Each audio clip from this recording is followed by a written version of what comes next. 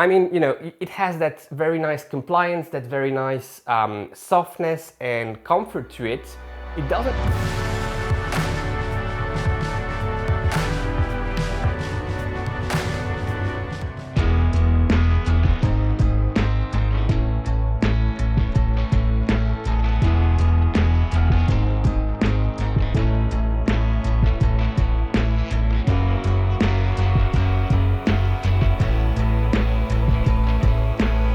Hey everyone, welcome back on the channel. My name is Alex and today is another episode of the Advent Calendar.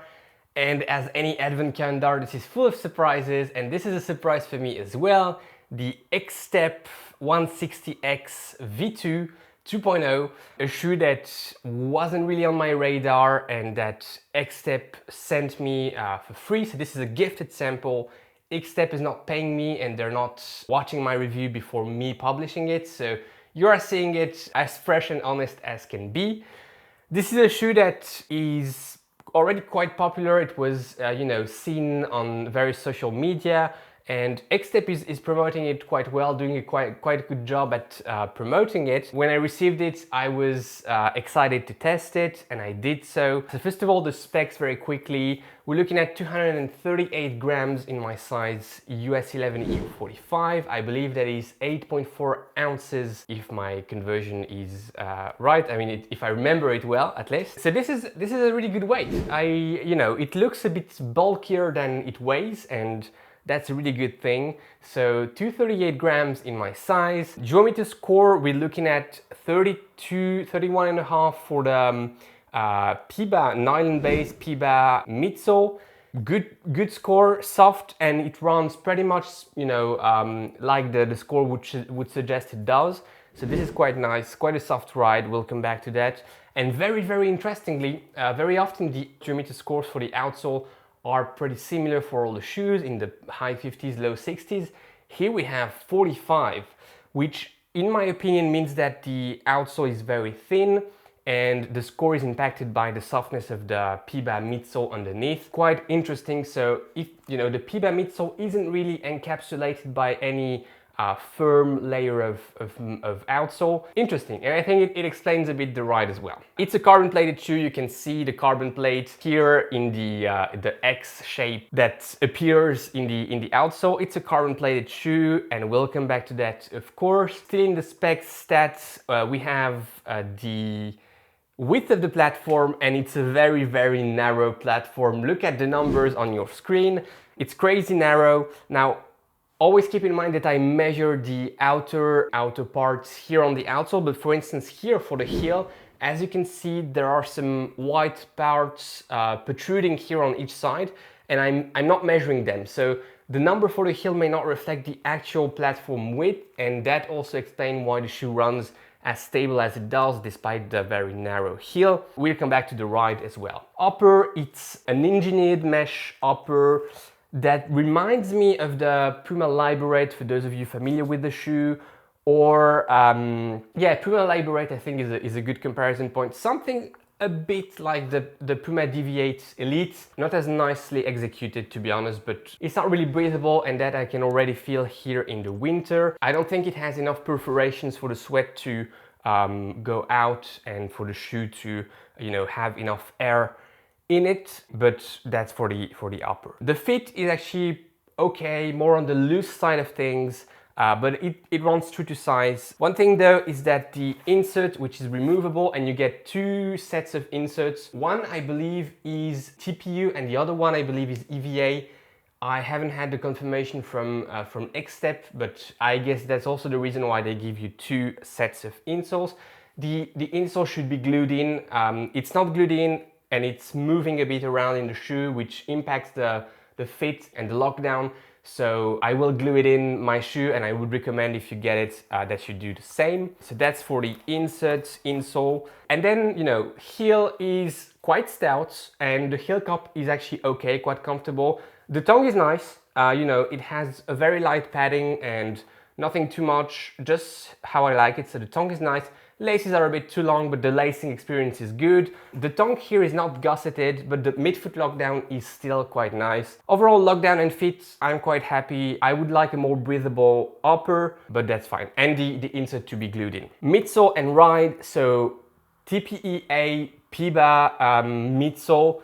It looks like visually the midsole on the Saucony Endorphin line. Those little, bits that seem to be combined together. And it rides a bit like the Power Run PB from Saucony. I mean, it has that very nice compliance, that very nice softness and comfort to it.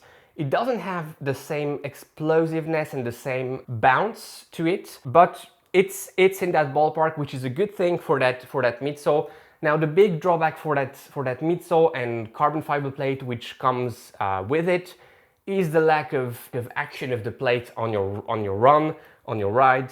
Should the shoe have no plate, I think it would ride pretty much the same. When you bend it, it's super flexible, and if you release it like that, you could think that the plate will be very reactive, very explosive during your runs. It's not, and the toe off isn't really impacted by the plate. Now, the ride experience is still very nice, and it reminded me in a very positive way of the CTM Ultra, CTM Race Rebel from Craft, two shoes that I rate very high this year and that I believe are really underrated. Very stable ride in the heel, a nice, not the nicest, but a nice heel to toe transition, but really the lack of explosiveness and the lack of carbon plate effect in the forefoot is a drawback, which makes this shoe not competitive against other carbon plated racers. It's a nice trainer if you like the ride, for instance, of the CTM Ultra, CTM Race Rebel, and you look for something a bit softer in the midsole, there you have it. If you like the Saucony Endorphin line and you want something a bit more, I would say, stable, or at least less arch collapsing here thanks to that heel, and maybe a lower drop, I would say, because here you can feel the lower drop. There's no number, but I believe it's lower than on the Saucony Endorphin line. It's more like the Endorphin Shift, but with a nicer, more up-tempo type of experience. So it could be something that you may complement your Endorphin Speed, Endorphin Pro with. It could be it. Price point 175 euros. I don't have the US price point, but I believe the shoe is now sold globally. By the way, Xtep is a Chinese company, but the shoes are available globally. I just checked and you can see the website here on my screen. 175 euros is okay because it's competing against that Saucony Endorphin Speed retail price, at least. I would prefer to see this shoe at 140, 150. It would make sense, but for instance, against the Craft CTM Race Rebel, it's a good price point. Against the CTM Ultra, it's so-so, but it's fine. So price point isn't bad. And if you're interested in this shoe, I think the price point shouldn't be a barrier for you to pull the trigger. I would at least recommend you to give it a try if you were interested in it, because I believe it's worth the money and it's a very different experience from many other shoes. So yeah, and if you're already enjoying the CTM Ultra, CTM Race Rebel, and you're looking for something very similar in terms of ride, but a bit softer in the midsole, if you want to complement your Endorphin line, I think this is a nice shoe to look at. So yeah, outsole and grip very quickly. That's maybe another drawback for the shoe, although it wasn't really wet outside, it was just a bit wet, some wet leaves on the ground. This is a shoe for, dry surfaces and nothing too muddy, too wet, because the grip isn't top notch. So that's maybe another drawback and something you may want to consider depending on the region where you live in. Xtep 160X 2.0, that was my review. I hope you enjoyed it. I hope you enjoyed this very different shoe in the Advent calendar. Enjoy your run today, enjoy your ride, go beyond your limits, and most importantly, take care. I'll see you tomorrow for another episode of the Advent calendar. Bye bye guys.